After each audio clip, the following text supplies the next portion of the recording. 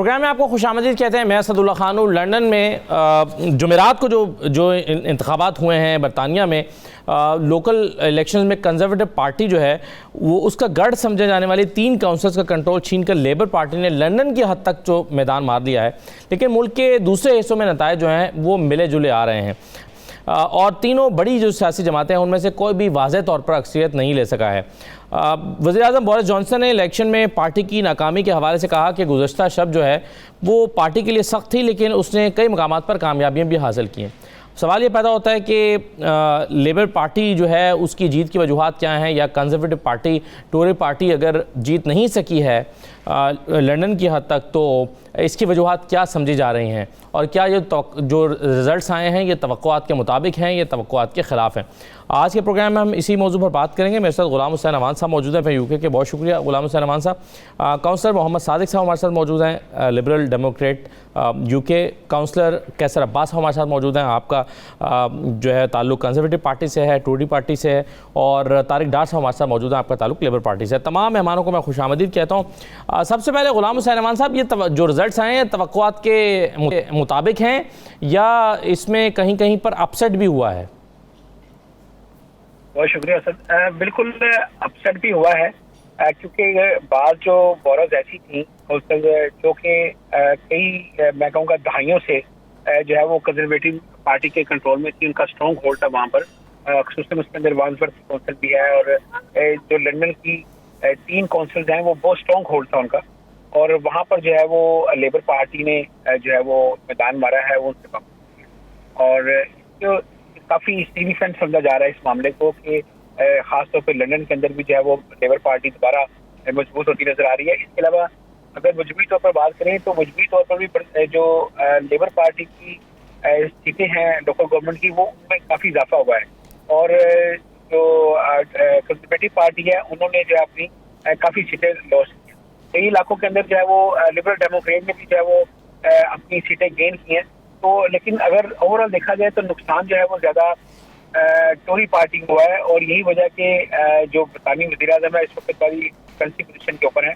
एक तो पहले पार्टी गेट स्कैंडल जो चल रहा था उनके अंदर भी काफ़ी तनकीद का सामना था, फिर उन्हें जो है वो मुस्तफ़ी होने का भी मुतालबा किया गया पार्टी मेंबरान की जानिब से, और यही लोग वेट कर रहे थे कि अगर पार्टी जो है पोजीशन लोकल गवर्नमेंट में अच्छी होती है तो फिर हो सकता है दबाव कम हो जाए, लेकिन ऐसा नहीं हुआ। अब चूंकि पार्टी की परफॉर्मेंस है वो ओवरऑल देखी जाए तो काफ़ी बुरी है लोकल गवर्नमेंट इलेक्शन में। तो मेरा ख्याल है अब बरतानी वज़ीर-ए-आज़म तो मजमूई तौर पर अगर देखा जाए तो कौन लीड कर रहा है? अब जाहिर है कुछ इलाकों में कोई एक पार्टी लेबर पार्टी लीड कर रही है, और कितने पार्टी लीड कर रही है जी, और कितने मार्जिन से? 200 से जायद जो सीटें हैं वो चूंकि अभी रिजल्ट कुछ इलाकों में कंपाइल हो रहा था, अभी कमल नहीं आया था, इसलिए मैं कह रहा हूँ कि 200 से जायद जो सीटें हैं वो टोरी पार्टी ने लॉस की हैं, जबकि इससे भी ज्यादा सीटें जो हैं वो लेबर पार्टी ने गेन की हैं। तो लेबर पार्टी जो है वो बेटर पोजीशन के अंदर है, और जो तीसरी पार्टी है लिबरल डेमोक्रेट वो उनकी सीटें पहले भी ज़ाहिर है दोनों पार्टियों से कम होती हैं, लेकिन ओवरऑल सीटें उन्होंने भी गेन की हैं। और यहाँ पर जो बलदियाती निज़ाम जो है वो मुख्तलिफ कौंसलों के अंदर मुख्तलिफ जो है वो तरह का सिस्टम होता है, लेकिन ज़ाहिर है जब इतने बड़े लेवल पे इलेक्शन होते हैं तो उसका जो नताइज है, अब बाज़ इलाके ऐसे हैं जैसे रेडिंग है या स्काउ वगैरह में लंदन के पास इलाके हैं, वहाँ पर जो लोग जीते हैं वो जो तीसरे नंबर पर आता है वो 1 साल के लिए इलेक्ट हुआ है उन बोरोज के अंदर, और जो है वो दूसरे नंबर पे आया वो 2 साल के लिए इलेक्ट हुआ है, और जो पहले नंबर पे आया वो 4 साल के लिए इलेक्ट हुआ है। लेकिन लंदन की जो बोरोज है उनके ऊपर जो इलेक्ट हो गया, चाहे पहले नंबर पे है, चाहे दूसरे पे है, चाहे तीसरे पे है, वो 4 साल के लिए इलेक्ट हुआ है। तो ये मुख्तलिफ जो बोरोज हैं उनके अंदर थोड़ा सा ये जो है वो इलेक्टोरल सिस्टम भी जो है थोड़ा सा डिफरेंट होता है, लेकिन ओवरऑल जैसे मैंने पहले बताया कि टोरी पार्टी जो है वो लूजर रही है इन इलेक्शन में। ठीक है, बिल्कुल सही है। कैसर अब्बास साहब, आप कैसे इसको देखते हैं लेबर पार्टी की कामयाबी को, और आप जब एनालाइज करते हैं तो आपके ख्याल में कहाँ गलतियाँ रही हैं कंजर्वेटिव पार्टी से जिसकी वजह से उनको शिकस्त हुई? जी बहुत शुक्रिया। सबसे पहले तो आप मुसलसल इसको हाईलाइट कर रहे हैं लोकल इलेक्शन को, यहाँ के ऊपर इलेक्शन से पहले भी और अभी भी। अब इसलिए हालात थोड़े मुश्किल थे। आपको पता है कि कोविड की जहाँ पे सिचुएशन थी, फिर उसके बाद जैसे अवाम साहब फरमा रहे थे कि बिल्कुल जहाँ पे मुख्तलिफ स्कैंडल्स आ रहे थे, न्यूज़ की कवरेज जिस तरह की थी, उसको अफेक्ट तो ज़ाहिर है वो पब्लिक ओपिनियन उसके ऊपर होती है, तो ज़ाहिर है वो एक काफ़ी बड़ा इम्पैक्ट था नेशनली। लेकिन यहाँ पे लोकली हमें कोई बहुत ज़्यादा फ़र्क नहीं पड़ा। यहाँ पे हमने सीटें रिटेन की हैं अपनी, बल्कि एक एक्स्ट्रा सीट कंजर्वेटिव पार्टी ने जीती है, लेबर पार्टी ने एक सीट हारी है। तो यहाँ पे लोकली तो इतना इशू नहीं था, क्योंकि सरक में जहाँ पे मेरी काउंसिल है वहाँ पे हमारी पार्टी कंजर्वेटिव काफ़ी ज़्यादा स्ट्रांग है, काफ़ी ज़्यादा मजबूत है, काम काफ़ी ज़्यादा किए हुए हैं। जैसे अभी मैं री इलेक्शन में गया हूँ तो मैंने ये लेबर पार्टी से 18 साल से ये लेबर पार्टी का स्ट्रांग होल्ड था, जिसको मैंने अभी दोबारा यहाँ से जीता हूँ। तो कैसे साहब, आपने कहा कि कोविड के मुश्किल हालात थे, प्लस मुख्तलिफ तरह के स्कैंडल्स आते रहे। आप किन स्कैंडल्स की बात कर रहे हैं, या किन स्कैंडल्स ने आप समझते हैं कि पार्टी को नुकसान पहुंचाया? वो ज़ाहिर है अभी लास्टली मोस्टली वीडियोस आ रही थी, कवरेज ऐसी थी जैसे पार्टी गेट स्कैंडल था और इस तरह के काफ़ी चीज़ें हैं। तो ज़ाहिर है ये लोग समझते हैं कि शायद जहाँ पे जब बाकी लोगों की अमवात हुई हैं तो ये शायद उस टाइम पार्टीज कर रहे थे, तो इस तरह की ज़ाहिर है मीडिया के अंदर कवरेज आ रही थी, तो वो लोकल ओपिनियन को अफेक्ट तो करता है। फिर कोविड की सिचुएशन थी, उसमें जो चीज़ें हुई हैं, ज़ाहिर है वो एक नया चीज़ें थी लोग, लेकिन ज़ाहिर है उसको लोगों के ऊपर ज़ाहिर है उसका असर पड़ा है।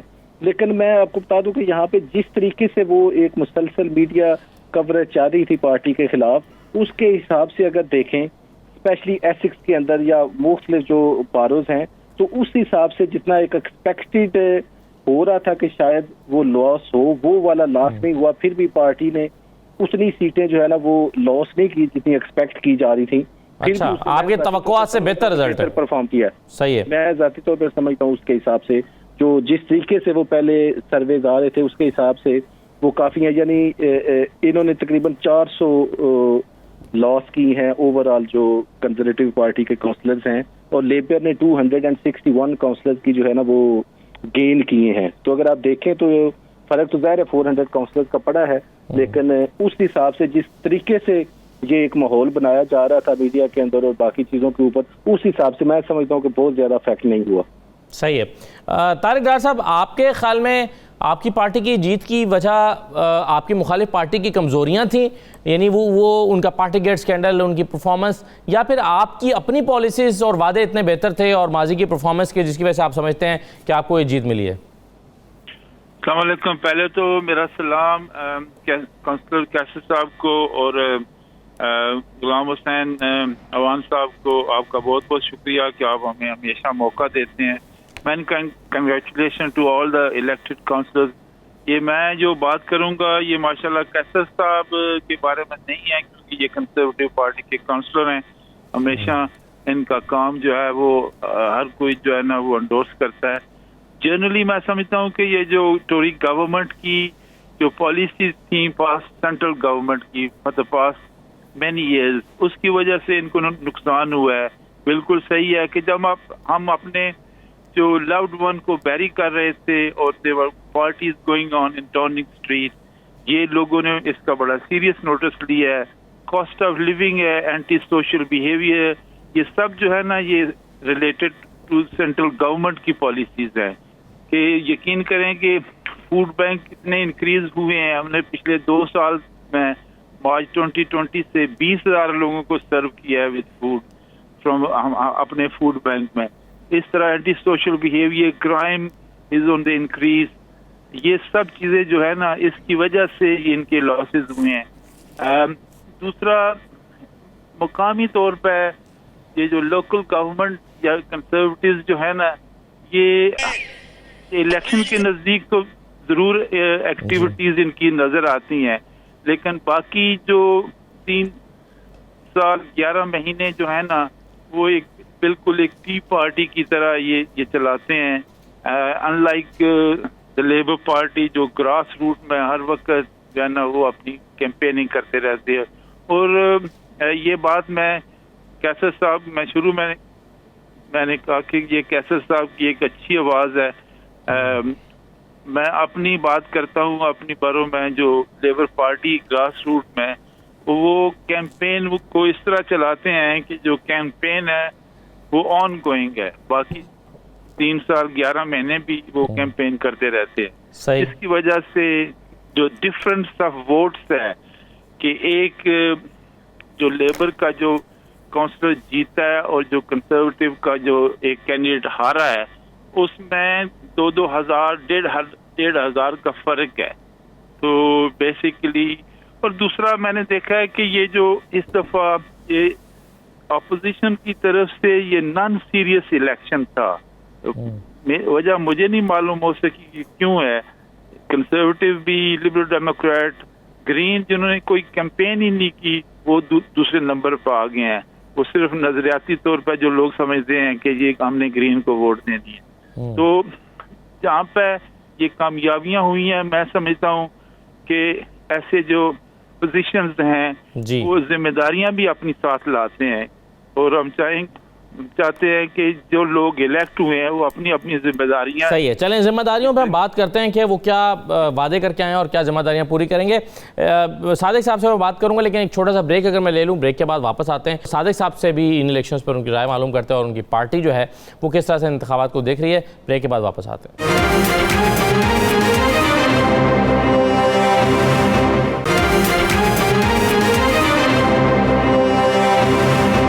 ब्रेक के बाद दोबारा खुशामदीद।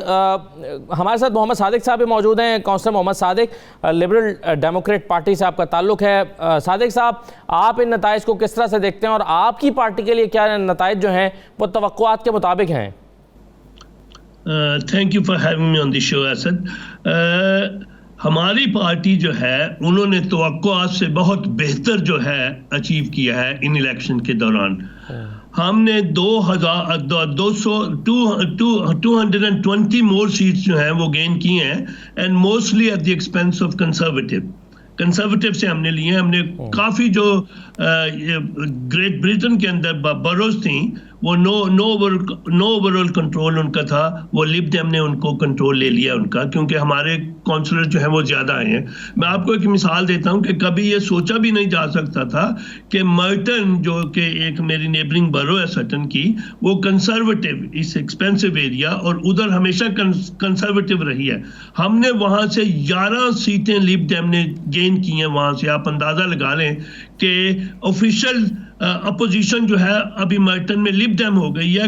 You can never ever imagine Asad कि लिब डेम जो है कभी मर्टन के अंदर वो अपोजिशन होगी। 17 सीटें हमारी हो गई हैं 6 से।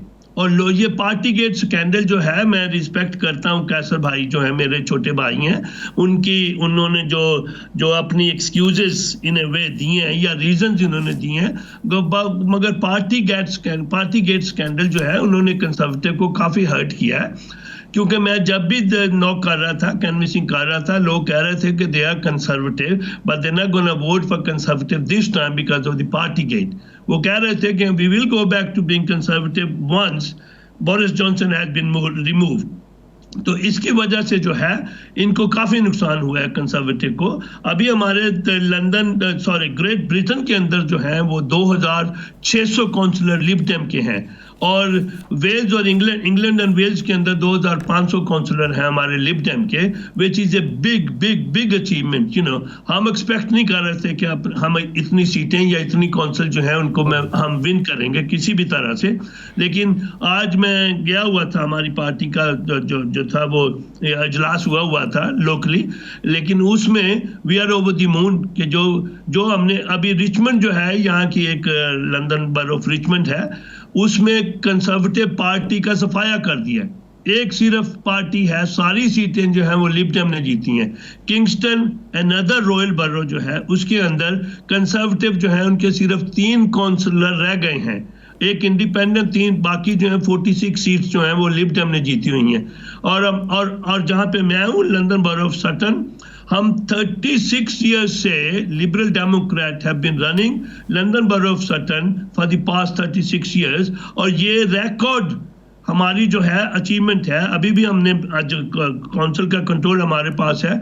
नेक्स्ट 4 years के बाद जो होगा 40 years हमें हो जाएंगे लंदन बरो ऑफ सटन को रन करते हुए, and it's a big achievement. और जैसे डार साहब ने फरमाया है, मैं डार साहब को सलाम अर्ज करता हूँ, जैसे उन्होंने फरमाया, तो असद हम तो कैनवसिंग जो है ना अगले इलेक्शन की 4 साल के बाद अभी से शुरू करेंगे। हमेशा हमारा लिबडेम का ये होता है कि फौरी तौर पे हम अपनी कैनवसिंग शुरू कर देते हैं। और जैसे फरमाया डार साहब ने कि ये हमारे जो कंपेटिटर्स हैं, मेरे यहाँ पे मेनली कंपेटिटर जो हैं वो कंजर्वेटिव पार्टी वाले हैं। वो कंजर्वेटिव पार्टी वाले वो तो लास्ट मंथ में सिर्फ जाग जाते हैं, वो जाके तो कैनवसिंग शुरू कर देते हैं। लेकिन हम तो अभी से कैनवसिंग शुरू करेंगे ताकि नेक्स्ट 4 साल के बाद हमें उतनी मेहनत नहीं करनी पड़े। लेकिन मैं असल लास्ट में आपको ये बताता हूँ कि मैं जहाँ से हूँ, यहाँ से वॉलिंगटन साउथ से, इस one of our safest seats. अगर वॉलिंगटन साउथ हम लूज कर लेंगे तो हम लंदन बरो ऑफ सटन का जो कंट्रोल लूज कर लेंगे। लेकिन फिर भी 10 बजे का कट ऑफ पॉइंट था वोटिंग के लिए। 9:45 मैं अभी भी लोगों के दरवाजों को नॉक कर रहा था और उनको कह रहा था, जिन लोगों ने वोट नहीं डाले हुए थे, कि please go and vote, please go and vote. हमें नहीं चाहिए था, हालांकि पार्टी ने हमें लिखा था, पार्टी के मैसेज आ रहे थे कि आप लोगों ने विन कर लिया, आप दूसरी वार्ड में जाके हेल्प करें। लेकिन मैंने उनको कहा कि I want to serve my own community, my own residents, तो मैं तो उन्हीं से बात करूंगा। तो अगर हम मेहनत करेंगे तो अल्लाह उसका फल जरूर देता है। और पार्टी गेट जो है उसने काफी इनको हर्ट किया है, असद इनको काफी हर्ट किया है। मेजरली आप समझते हैं ये डिफरेंस है। ये बताइएगा गुलाम हुसैन अमान साहब कि पार्टी गेट अभी तक तो ये वाज़ेह हुआ कि उससे काफ़ी लोग हर्ट थे और उसने एक मेजर रोल प्ले किया है कंजर्वेटिव पार्टी की शिकस्त में। ये बताइए कि इसके अलावा भी कुछ और फैक्टर्स को आप देखते हैं? जी, एक तो पहले बताऊं कि जो पार्टी गेट स्कैंडल था ना, ये एक तो चल रहा था, इसके ऊपर ज़ाहिर है जो पीसीएन इशू किए गए प्राइम मिनिस्टर को और दूसरे वज़ीरा को, वो तो एक चल रही थी कंट्रोवर्सी। लेकिन जो इलेक्शन से दो रोज पहले जो इंटरव्यू हुआ बरतानी वज़ीर-ए-आज़म बोरिस जॉनसन का, कहा जा रहा है कि वो काफ़ी उस पर ग्रिल किया गया बरतानी वज़ीर-ए-आज़म को। तो उससे जो है वो काफ़ी लोगों को आप कह लें कि दिल टूटे उनके कंजर्वेटिव पार्टी से। तो वो एक कह रहे हैं कि की फैक्टर भी बना ड्यूरिंग द इलेक्शन। जब ये हो रहा था तो उस दौरान वो इंटरव्यू अगर ना आता तो शायद जो है वो इतना डैमेज ना होता, जो है वो इतना ज्यादा डैमेज ना होता। लेकिन और उसके अलावा दूसरी बात ये है कि कोविड के पार्टी के स्कैंडल के अलावा भी जो बहुत सारी पॉलिसी थी कोविड के दौरान, काफी लोग उसमें भी तनकीद का निशाना बनाते रहे बरतानी वज़ीर-ए-आज़म को। और उसके अलावा कुछ और भी फैक्टर थे, कुछ मुसलमानों के हवाले से उनके कुछ रिमार्क थे, उनको भी जो है वो इलेक्शन के दरमियान जो है वो इस्तेमाल किया गया। इस तरह कई चीजें ऐसी जो है वो उनके मुंह से ऐसी निकली हैं जो कि कंट्रोवर्शियल होती है। तो वो भी काफी जो है वो फैक्टर बने। और दूसरी बात ये कि जो लेबर पार्टी के जो हेड हैं केयर स्टार्मर, उन्होंने बड़ा अच्छा, मैं समझता हूँ कि एक कायदाना सलाहियतों के साथ जो है बड़ा अच्छा जो है वो अपनी पार्टी को आगे लेकर आए हैं। और ये उनकी कामयाबी है कि उनकी पार्टी ने जो है वो काफी ज्यादा सीटें गेन की हैं। और ये मेरे ख्याल से ये नेशनल जो आगे इलेक्शन होंगे जब भी, उसके लिए बड़ा इनको जो है वो ये मददगार होगी चीज, चूंकि ये काफी पॉपुलैरिटी जो है बढ़ती जा रही है लेबर पार्टी के लीडर की। और अगर ये इलेक्शन होते हैं तो मेरा ख्याल है बहुत ज्यादा टफ कंपटीशन जो है वो लेबर और कंजर्वेटिव के दरमियान जो है वो देखने को मिलेगा। सही है। कैसर अब्बास साहब, अगर इसमें पार्टी ये समझती है, एक अंडरस्टैंडिंग मौजूद है कि पार्टी गेट स्कैंडल एक बड़ी वजह बना है पार्टी की शिकस्त में, तो क्या पार्टी के अंदर कोई सिस्टम मौजूद है कि बोरिस जॉनसन जो हैं उनका मुहासबा किया जा सके कि आप बुनियादी किरदार बने हैं शिकस्त का पार्टी की? उसमें वो जो पार्टी गेट स्कैंडल था, अभी तो जो उसकी फाइनल रिपोर्ट है वो तो अभी आना बाकी है। उसमें उन्होंने कुछ फाइन्स किए हैं और अभी ये भी नहीं पता कि किन किन लोगों को फाइन्स हुए हैं। वो अभी एम्बिग्विटी है उसके अंदर। लेकिन उस चीज को जो अपोजिशन है या न्यूज़पेपर्स है उन्होंने हाईलाइट इस तरीके से किया है कि जैसे वो कोई बहुत बड़ी चीज है। वो बिला तौर पे ऐसा नहीं होना चाहिए था। कोई किसी भी बंदे को जब अगर रिस्ट्रिक्शंस है तो उनको फॉलो करना चाहिए था, जो लॉ है उसको फॉलो करना चाहिए।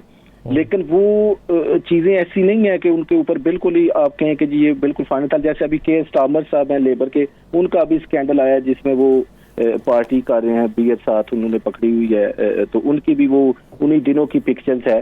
तो वो थोड़ी इस तरह की चीजें हैं, यानी दोनों पार्टीज के जो हेड हैं उनसे ऐसी चीजें हुई हैं जो शायद नहीं होनी चाहिए थी। तो अभी उन चीजों से लर्न करते हैं। बाकी जहाँ पे बात है वो तो ज़ाहिर वो पार्लियामेंटेरियन इश्यूज हैं, लोकल गवर्नमेंट का ज़ाहिर सिस्टम थोड़ा डिफरेंट है। एज ए काउंसलर तो हमारी उसमें रिस्पॉन्सिबिलिटी नहीं है या हमारे पास इतनी पावर्स नहीं है कि हम उनको चेंज कर सके। लेकिन ऑब्वियसली वो is up to the parliamentarian, जो मेंबर ऑफ पार्लियामेंट है, कि वो उसके बारे में अभी इलेक्शंस के बाद पार्टी क्या समझती है या किस तरीके से करती है। ज़ाहिर है मुश्किलात होती हैं, उनसे आप सीखते हैं। दूसरा ये है कि यहाँ पे हमने जो एथिक्स वाली साइड है, ईस्ट ऑफ इंग्लैंड है, लंदन तो प्रीडोमिनेटली सबको पता है वो लेबर है, तो इसलिए शायद कंपेयर करते हुए थोड़ा हमारी जो पार्टी है वो थोड़ा झिझकती है या नहीं उतने एक्टिव। जहाँ पे जो एसिक साइड है, हम तो स्पेशली बड़ा एक्टिवली एक इलेक्शन मोड के अंदर रहते हैं। इलेक्शन मोड ये नहीं होता आप सिर्फ वोट्स का ऊपर होता है, आप लोगों से आपका राब्ता है, आप मेक श्योर करते हैं जिस तरीके से चीजें कर रहे हैं। जैसे मैंने पहले अर्ज किया, ये जो लेबर की जहाँ से मैं अभी जीता हूँ, ये 18 ईयर्स के साथ वो लेबर पार्टी का स्ट्रांग होल्ड था, जिसको अभी हमने, आप देखें इतनी मुश्किलात के बावजूद, तो लोकल लेवल के ऊपर जब आप, अगर आपका काम सही है, अगर आपने मुस्बत तरीके से चीजें की हुई हैं, अगर आपने इम्प्रूवमेंट्स की हैं, अगर आपका लोगों के साथ कॉन्टैक्ट है, जैसे सादक साहब फरमा रहे थे कि उनका यानी वो लास्ट मिनट तक अपने नाक करते थे, तो बिल्कुल मैं भी अराउंड 9:59 PM तक हम पोलिंग स्टेशन के बाहर खड़े रहे, लोगों से मिलते रहे। अब जब लोग आके आपको देखते हैं तो उनको पता होता है कि आपका लोकल जो काउंसलर है, उस वजह से ज़ाहिर फर्क पड़ता है। तो बाकी जो नेशनल लेवल का स्टाफ है, ज़ाहिर है पार्टी उन चीज़ों से लर्न करेगी। अभी रिजल्ट आए हैं तो उसके ऊपर ज़ाहिर है जो नया लाए अमल होगा वो यकीनी तौर पर जो है वो सामने लेके आएंगे। सही है। प्रोग्राम में एक ब्रेक लेते हैं, ब्रेक के बाद वापस आते हैं।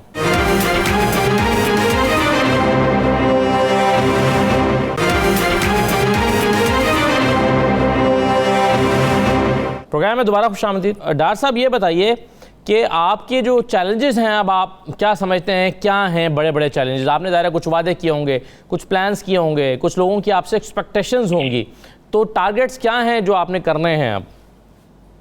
पहले तो मेरा सलाम और मुबारक सादिक साहब को। आपसे बात नहीं हो सकी क्योंकि प्रोग्राम मैंने भी लेट ज्वाइन किया जी। जो चैलेंजेस हैं वो ये हैं कि इंक्रीज इन क्राइम, उसको टैकल करना है। हाउसिंग जो है ना वो उसकी शॉर्टेज है almost everywhere in United kingdom. एक बात जो है ना वो मैं, क्योंकि ये प्रोग्राम देखने वाली अपनी कम्युनिटी होगी, और मैं चाहूंगा कि बाकी साथी कैसर साहब, सादिक साहब, अवान साहब इस पर थोड़ा बहुत रोशनी डालें। वो है क्लाइमेट क्राइसिस जो है। we will continue to plant more trees, and इस किस्म की जो चीजें जो है ना ये हमारी कम्युनिटी सोचती नहीं है कि कोई क्लाइमेट क्राइसिस भी कोई चीज है कि जी साइकिलिंग, वॉकिंग, ऐसी चीजें हमारे, you only have to look at our wheelie bins. वो हम रिसाइकलिंग जो है वो इतनी नहीं करते, इतनी कॉन्शियस नहीं है। हमारी कुकिंग जो है ना वो ओवर कुकिंग करते हैं। पोर्शन जो है ना वो बच्चे जो है घर पर फैमिलीज जो है फूड कुक कर देती हैं और बच्चे जो हैं वो टेक अवे ऑर्डर करते हैं। ऐसी जो वेस्टेज ऑफ फूड जो है ना, इस पर मैं खुद भी और चाहूंगा कि दूसरे लोग भी जो है ना इस पर जरा हाईलाइट करें इसको अमंगस्ट आवर ओन कम्युनिटी। बिल्कुल सही है। सादिक साहब, आप क्या समझते हैं कि चैलेंजेस क्या हैं और कौन से बड़े टारगेट्स आपके पेश नज़र हैं जो आप परफॉर्म करने हैं? असल बात यह है कि जब आप इलेक्शन में जाते हैं तो एक आप मैनिफेस्टो देते हैं लोगों को कि हम ये कुछ करेंगे, हमारा ये प्लान है। और 2018 में जब हम इलेक्शन में गए थे, जो हमारा मैनिफेस्टो था, यकीन करें कि हमने 100% अचीव किया उसको। और अभी जो हमारा मैनिफेस्टो है जो हमने दिया, देखिए अगर सम टाइम जब आप गवर्नमेंट में हैं तो आपको अनपॉपुलर डिसीजंस करने पड़ते हैं और उनका इफेक्ट होता है, क्योंकि जो रेजिडेंट है आपके, दे आर नॉट कंसर्न, उनको तो अपना फायदा चाहिए ना कि ये हमने भी कुछ ऐसे अनपॉपुलर डिसीजन किए हैं जो लोगों ने पसंद नहीं किए, लेकिन अगर आप उनको जाके एक्सप्लेन करेंगे कि look this is part of our manifesto, अगर हम इसको नहीं करेंगे तो we will be held to response, क्योंकि आपने ये कहा था और आपने ये नहीं किया। और यकीन करें कि लंदन बरो ऑफ सटन जो है, ये हमारे पास लंदन बरो ऑफ सटन के अंदर 17,000 ट्रीज हैं। जो मैं डार साहब की बात को थोड़ा सा आगे लेके जाता हूं, और हमारा जो प्लान है, we are planting another 7,000 trees. और वो 7,000 जो है, अगर एक ट्री जो है वो डिकेड हो गया है, उसको रिमूव करना पड़ता है। हमारा जो है प्लान ये है कि उसकी जगह पे हम 2 ट्रीज लगाते हैं। हम जो है सेकंड बरो जो है, जो कि 58% रिसाइकलिंग जिन्होंने अचीव की है। और ये जो चीजें हैं आप डोर स्टेप के ऊपर लोगों को एक्सप्लेन कर सकते हैं जब लोग आपको चैलेंज करते हैं। लेकिन अगर आप के पास इंफॉर्मेशन ही नहीं है, आपने कुछ अचीव ही नहीं किया, तो आप लोगों को जवाब नहीं कुछ दे सकते ना। मैं जैसे ये London borough of Sutton it was rather a pure conservative borough since 1986, लेकिन वो complacent हो गए। और जब उन्होंने जिस वक्त से उन्होंने लूज किया है, मैंने आपको बताया कि हमारा कोई भी बंदा जो है ना वो कंप्लेसेंट नहीं था। इसीलिए आप अंदाजा लगाएं कि एक हम तो थर्ड पार्टी है ना, मेन पार्टी तो कंजर्वेटिव और लेबर है, और हमारे लिए from London to hold on to 3 London boroughs is a big achievement for us. और लंदन बोरो ऑफ सटन, जैसे मैंने कहा कि 36 ईयर से हम रन कर रहे हैं, अभी 37th ईयर हमने फिर इसको विन किया। और मेरा फोन जो है, हमारे लीडर का फोन जो है, वो लोगों की मुबारक दे के जो आ रहे मैसेज आ रहे हैं कि this is a big milestone you can achieve. तो लोकल इश्यूज के ऊपर अगर आप पार्टी स्कैंडल, पार्टी गेट जो है, इसने असद 100% हर्ट किया है। और बोरिस जॉनसन साहब जो हैं, I respect him as a member of parliament, क्योंकि मेरा जहाँ पे पेट्रोल स्टेशन है वो मेरे मेंबर ऑफ पार्लियामेंट हुआ करते थे ओपिंगटन के अंदर। लेकिन अगर आपने असद कोई गलती की है तो यहाँ के लोग जो हैं, ग्रेट ब्रिटेन के लोग जो हैं, उसको बड़ा अप्रिशिएट करेंगे अगर आप if you put your hands up and say sorry, I made a big mistake. Lastly, मैं आपको एक छोटी सी बात बताता हूँ। मैं भी डीपली हर्ट हुआ। मेरा पहला ग्रैंडसन था, उसकी पहली बर्थडे थी, और मैं अपनी बेटी के घर नहीं जा सका क्योंकि कानून अलाउ नहीं मुझे करता था। और मैं बैडली हर्ट हुआ जब मुझे पता लगा कि हमारे मुल्क के प्राइम मिनिस्टर साहब जो थे वो 10 डाउनिंग स्ट्रीट में पार्टीज कर रहे थे। मैं देखें, ये अगर you have to set an example, अगर चाहते हैं कि मैं फॉलो करूं कानून को, तो आपको भी तो कानून फॉलो करना पड़ेगा ना। और इनको जो है, मैं यकीन करें असद कि मैं कभी ड्रीम भी नहीं कर सकता था कि हम अपोजिशन में आ जाएंगे लंदन बरो ऑफ मर्टन के अंदर, क्योंकि इससे प्योर इतिहास। यहाँ से आप थरीजा में जो फॉर्मर प्राइम मिनिस्टर थी यहाँ अपनी ग्रेट ब्रिटेन की, वो काउंसलर थी यहाँ से, आप अंदाजा लगा रहे कि अभी वो 17 सीटें हमने वहां से जीती हैं, 6 थी, 11 और जीती हैं। और मेरी बेस्ट फ्रेंड जो थी, वो मेरे साथ मेयर थी, वो बेचारी हार गई है वो विंबलडन पार्क से, जिसका आप कभी इमेजिन ही नहीं कर सकते थे कि कंजर्वेटिव वहां से सीट हारेगी। सही, बिल्कुल सही है। कैसे साहब, आप कैसे देखते हैं अपनी पार्टी की लंदन में शिकस्त को? क्योंकि ये एक बहुत बड़ा अपसेट भी है, जाहिर है पार्टी भी इस पर अपसेट होगी कि वहाँ पर उनका शिकस्त खा जाना, लंदन में जो उनका गढ़ समझा जाता है, तो इससे क्या फ़र्क पड़ेगा ओवरऑल पॉलिटिक्स पे? जी थैंक यू। मैं थोड़ा इसको रेक्टिफाई कर दूं। जो लंदन है ना, ये प्रीडोमिनेटली वैसे ही लेबर के पास है पहले से ही जी। तो कंजर्वेटिव पार्टी ने ज़ाहिर वेस्टमिंस्टर को लूज किया है, वैंसवर्थ को मेरा ख्याल है शायद उन्होंने लूज किया है, या जैसे सादिक साहब फरमा रहे हैं कि वहाँ पे उन्होंने सीट्स कुछ जी। तो लेबर कंजर्वेटिव के तो वैसे ही कोई इतना स्ट्रांग होल्ड यहाँ पे नहीं था, क्योंकि मेजॉरिटी ऑफ जो उसकी हैं वो पहले ही लेबर के पास हैं, और उन्होंने ज़ाहिर है उसका अफेक्ट होता है जो नेबरिंग बारोज हैं वहाँ पे ऊपर। लेकिन अगर आप ओवरऑल देखें लेबर की परफॉर्मेंस वाइज, तो जो कंजर्वेटिव रन काउंसलर्स हैं उनके अगर आप काउंसिल टैक्स देखें, उनकी अगर बाकी पॉलिसीज देखें, तो वो फार बेटर दैन लेबर या कोई और जो पार्टी उसको रन कर रही है। जैसे मुख्तलिफ जो काउंसिल्स हैं, जो लेबर रन काउंसिल थी वो बैंकरप्ट हो गई, तो उनके पास कोई लॉन्ग टर्म कोई ऐसी पॉलिसीज हैं नहीं जो लोगों के फायदे की हो या आवाम के फायदे की हो। तो ज़ाहिर है अभी पार्टी को या जिस तरह के, क्योंकि ये लोकल इश्यूज हैं जो अफेक्ट करते हैं लोकल पार्टी के जो मेंबरान है, वो उनकी कैंपेनिंग के ऊपर, जैसे बाकी मेरे दोस्त फरमा रहे थे कि उसके ऊपर काफ़ी ज़्यादा ये इम्पैक्ट करता है जो लोकल इलेक्शंस हैं। तो ज़ाहिर है हम तो यहाँ पे बहुत ज़्यादा उसको हाईलाइट करते हैं, हमारा लोगों के साथ कांटेक्ट होता है। तो लेबर लंदन में मैं ज़ाती तौर पे अगर ये समझता हूँ कि अगर कंजर्वेटिव पार्टी स्ट्रेटजी थोड़ी चेंज करे, तो वहाँ पे ऐसी काउंसिल्स हैं, ऐसी सीट्स है जो कंजर्वेटिव पार्टी लेबर से पहली दफ़ा वापस ले सकती है। सही है। प्रोग्राम में एक ब्रेक लेते हैं, ब्रेक के बाद वापस आते हैं।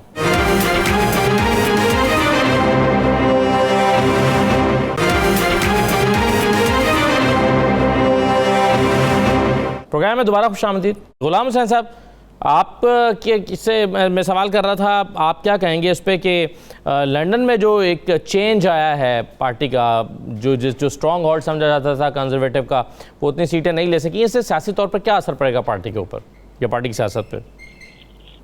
मेरा ख्याल है काफ़ी असर पड़ेगा, और यही वजह के बरतानी वज़ीर-ए-आज़म भी इस चीज़ को प्रस्तुत भी कर रहे हैं, और वो कह भी रहे हैं कि ये उनके लिए ये डिसअपॉइंटमेंट है कि जिसका जो है वो क्योंकि बाज़ कौंसिल ऐसी है 40 साल से, एक 1964 से जो है वो उधर मुसलसल टोरी गवर्नमेंट जो है वो रूल करती आ रही है कौंसिल के ऊपर, और अचानक जो है वो ज़ाहिर है इस इलेक्शन के अंदर का टर्न अराउंड हो जाना और लेबर की तरफ चले जाना, मेरा ख्याल है ये काफ़ी इसको सीरियसली लिया जा रहा है टोरी पार्टी की तरफ से, और मेरा ख्याल है कि अब इनको जो है वो ज़रूर ऐसे मेजर्स लेने पड़ेंगे कि जिससे जो है वो पार्टी को दोबारा जो है वो फाल करने के लिए और जो है वो सिचुएशन बेहतर बनाने के लिए करना पड़ेगा, क्योंकि अगर जो है वो दबाव बढ़ता गया और इलेक्शन करवाने पड़ के या प्रधानी वज़ीर आज़म को रिजाइन करना पड़ गया तो फिर जो है वो पार्टी के लिए मुश्किलात हो सकती हैं। मेरा ख्याल से ये वो और भी बहुत सारे इलाके हैं जहाँ पर टोरी पार्टी की सीटें अगर 10 थी तो 3 वहाँ से लॉस्ट होगी, कहीं से 4 लॉस्ट, फिर 2 लॉस्ट होगी, लेकिन ये तो पूरी कौंसिल ही जो है वो लेबर पार्टी के पास चलेगी। तो मेरा ख्याल है ये 3 कौंसिल का जाना लंदन के अंदर 32 में से, और अगर आप मैप देखें ना जहाँ पर वो मैप बना होता है कि कौन सी पार्टी कहाँ जीती है, तो आप देखें तो आपको मैप के अंदर ज़्यादातर रेड नजर आ रहा है, तो जो ब्लू जो कि इनका निशान है टोरी पार्टी का वो आपको बहुत कम नजर आ रहा है। पता चलता है कि लेबर पार्टी ने जो है निशान मारा है, तो मेरा ख्याल है लेबर पार्टी वाले तो काफ़ी खुश नजर आ रहे हैं कि उन्होंने एक बहुत अच्छी परफॉर्मेंस का मुजाहरा किया।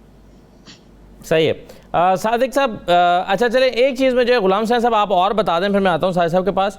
ये बताएं कि क्या तमाम पार्टीज ने नताइज को तस्लीम कर लिया है, किसी किस्म की इसमें एम्बिग्विटी या कोई ऐसी बात तो नहीं है? बिल्कुल, ये मैं आपको ये बताना भी चाह रहा हूँ कि इस दफ़ा जब इलेक्शन हुए तो मैं खुद भी जो है वो काउंटिंग वाले हॉल के अंदर मौजूद था, तो बड़ा ज़बरदस्त और काउंटिंग भी होती है, और जो कच्ची पेंसिल के साथ जो है वो जो उम्मीदवार के नाम के सामने जो है वो क्रॉस लगाया जाता है, और उसके बाद जो है वो तमाम जो बैलेट पेपर्स हैं उसको जो है वो मेन हॉल में लेके जाया जाता है, जो कि पहले बताया होता है यहाँ पर हॉल होगा। और सबसे पहला जो काम होता है वो होता है जी वोट वेरिफिकेशन। वो ये होता है असल के जितने टोटल वोट कास्ट हुए होते हैं वो जो प्रिजाइडिंग ऑफिसर होते हैं वो अपनी रिपोर्ट देते हैं, जी हमने लेट से इतने हज़ार जो है वो बैलेट पेपर इशू किए, तो वो जब वो अपनी रिपोर्ट दे देते हैं उसके बाद वो जो वेरिफिकेशन ऑफिसर्स होते हैं वो वहाँ पर सबसे पहले उनको नंबर को टैली करते हैं। अभी उम्मीदवार का नहीं देखते किसको कितने वोट पड़े हैं, पहले नंबर टैली करते हैं कि जितने वोट इशू हुए थे क्या वो नंबर पूरे हैं। जब वो अपनी रिपोर्ट देते हैं कि जितने बैलेट पेपर इशू हुए थे उतने नंबर पूरे हैं, उसके बाद जो है वो फिर वोटों की गिनती का अमल शुरू होता है। तो ये बड़ा ज़बरदस्त सिस्टम है, मैं पूरा सिस्टम देखा है, तो काश के हमारे पाकिस्तान के अंदर भी इस तरह का ट्रांसपेरेंट सिस्टम हो जाए ताकि जो है वो मसाइल हमारे कम हों और लोग जो है वो देखिए यहाँ पर भी मैनुअल सिस्टम है, कोई ईवीएम मशीन नहीं है, बिल्कुल पेंसिल के साथ निशान लगे होते हैं, लेकिन जो सिस्टम को चलाने वाले हैं अगर वो ऑनेस्ट हैं तो मेरे ख्याल से फिर इस तरह के मसाइल पैदा नहीं होते। सही है।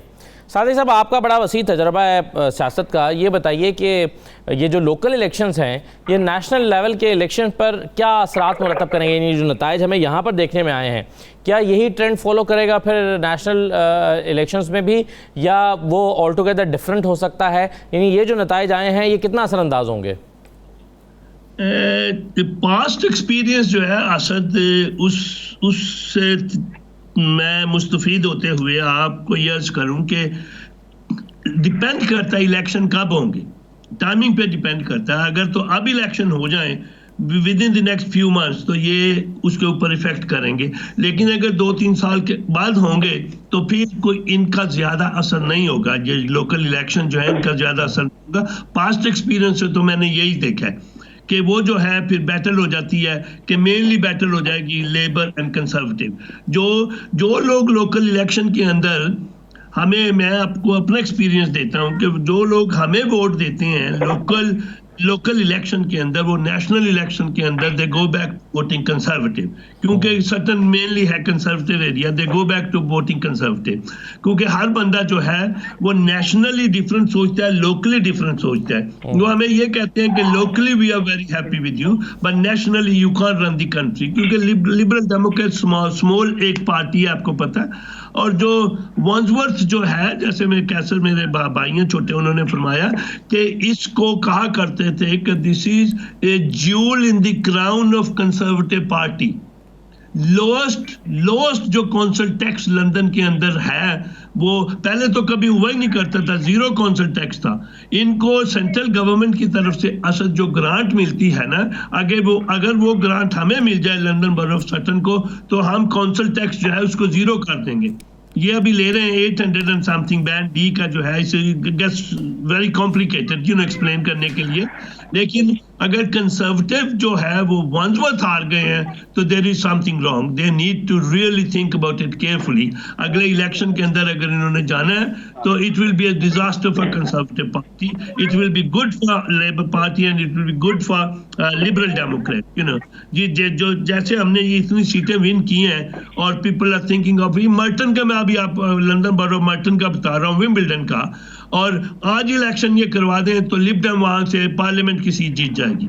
मगर 3 साल के बाद अगर इलेक्शन होंगे, इनके पास मेरे ख्याल 2025 में नेक्स्ट इलेक्शन है, इनके पास अभी काफी वक्त है। अगर ये मेहनत करेंगे, अपनी पॉलिसीज को सही करेंगे, और बोरिस जॉनसन साहब को पॉसिबिलिटी है कि उनके रिवोल्ट हो जाए पार्टी के अंदर। अभी तो नहीं होगा, अभी तो वो कह रहे हैं कि Boris Johnson is an asset, लेकिन कंजर्वेटिव पार्टी का ट्रेडिशन असद ये है कि जब टाइम कम नजदीक आता है ना, तो वो कोई भी एसेट उनके पास नहीं होता। पाकिस्तान की तरह नहीं है, कोई एसेट नहीं है, उनको पार्टी ज्यादा इंपॉर्टेंट है, उनको इलेक्शन ज्यादा इंपॉर्टेंट है, तो कौन जीतेगा। सही है। तो कैसर अब्बास साहब, इस वक्त क्या बोरिस जॉनसन साहब को पार्टी की मुकम्मल हिमायत हासिल है? ऐसे तो ज़ाहिर है यहाँ पे डेमोक्रेसी है, मुख्तलिफ लोगों की अपनी एक राय है, और यहाँ पे वो वाला कोई डिक्टेटर सिस्टम तो है नहीं कि सारे ही उनको सपोर्ट करेंगे। यानी हो सकता है मेरी रिजर्वेशन हूँ, मेरे जो साथ वाले पार्टी के मेंबर्स हैं उनकी ना हूँ, तो यूनानिमस सपोर्ट तो हो नहीं सकती किसी भी पार्टी लीडर के लिए। जैसे हम डोर नॉकिंग करते हैं तो वो बाकी पार्टी लीडर्स के बारे में भी लोग कहते हैं कि जी लेबर फॉर इंस्टेंस तो ठीक है लेकिन उसका लीडर सही नहीं है। तो ये बातें होती हैं, ये ऐसे भी कोई कह सकते हैं कि बिल्कुल 100% है, और हमें ये मानना पड़ेगा कि ज़ाहिर वो बोरिस जॉनसन साहब की जो कुछ चीजें हैं उसकी वजह से वो अफेक्ट हुआ है, राइटली अफेक्ट हुआ है। तो ऐसा तो नहीं है पार्टी मेंबरान जो है वो उससे खुश नहीं है जिस तरीके से चीजों को हैंडल की गई है। तो और ये होना भी चाहिए एक डेमोक्रेटिक सिस्टम में। अगर आप किसी बेशक आपका लीडर है जो भी है, अगर वो उन्होंने चीजें सही नहीं की तो उसको ओपनली हमें बताना चाहिए कि भाई ये नहीं सही चीजें हुई। लोकली यहाँ पे लोकल इलेक्शंस के अंदर तो मैं आपको बताऊं कि यहाँ पे लिटरली मैंने तकरीबन 5000 डोर्स को नॉक किया है लास्ट 2 मंथ्स के अंदर, और आउट ऑफ दीज 5000 हाउसेज कोई लिटरली 4, 5, 6 लोग ऐसे आए हैं जिन्होंने नेशनल लेवल के ऊपर कहा है कि जी वो ऐसे उसने ये किया वो किया, ऐसे नहीं करना चाहिए था। और उनमें भी जो ज्यादा लोग थे वो ऐसे थे जो वो नॉन वोटर हैं, क्योंकि हमारे पास वो रिकॉर्ड होता है। और वो एट द सेम टाइम कुछ ऐसे भी बंदे थे जिन्होंने कहा कि नहीं जी हमने बोरिस जॉनसन की वजह से आपको वोट दे रहे हैं। तो ये ऐसे कोई हार्ड एंड फास्ट रूल तो है नहीं। जो डेमोक्रेटिक सिस्टम में जो आपकी ओपिनियन है वो मैटर करती है। राइट सर, बहुत शुक्रिया काउंसलर कैसर, काउंसलर मोहम्मद सादिक साहब, तारिक डार साहब और गुलाम हुसैन अमान साहब प्रोग्राम में शिरकत करने का बहुत शुक्रिया। इजाज़त दीजिए, अल्लाह हाफिज़।